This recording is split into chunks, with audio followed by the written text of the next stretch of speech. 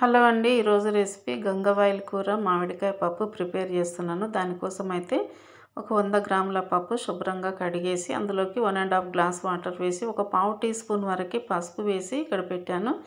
ఇందులోకి ఒక half tea spoon వరకు జీలకర్ర వేసుకుందాం. ఇది గంగవాయిల్ కూర చాలాసార్లు కడగాలి, ఎందుకంటే ఇసుక బాగా ఉంటుంది కాబట్టి శుభ్రంగా కడిగి ఇలా తడి లేకుండా పెట్టేసుకోవాలి.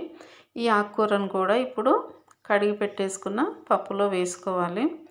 తర్వాత దీనికోసం అయితే మామిడికాయ ఒకటి చిన్నది, పెద్ద సైజుది అయితే కాదు, చిన్నది కంప్లీట్గా వేసిన అనమాట. నేను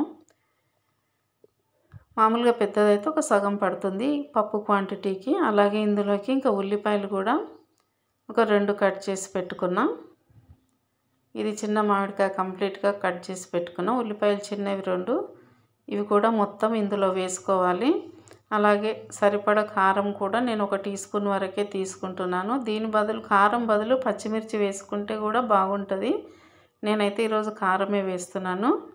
ఎండు కారము 1 టీ స్పూన్ వరకు వేసిన తర్వాత ఇందులోకి కొంచెం కొత్తిమీర కూడా వేసుకొని మూత పెట్టేసుకొని 3 విజిల్లు వచ్చేంత వరకు స్టవ్ మీద పెట్టేసుకోవాలి. 3 విజిల్లు వచ్చిన తర్వాత దింపేసుకుంటే ఇంకా మనం పప్పు కవ్వం పెట్టి ఎనిపే అవసరం లేదు. ఉప్పు వేసి ఇలా గరిటెతో తిప్పేసినా కానీ మెత్తగా అయిపోతుంది. ఇప్పుడు నేను తాలింపు అయితే వేసి పెట్టుకుంటున్నాను. 2 ఎండుమిర్చి, 1 టీ స్పూన్ జీలకర్ర ఆవాలు, ఎల్లిపాయలు ఒక 7-8 తాలింపు వేసింది ఇందులో వేసుకోవాలి.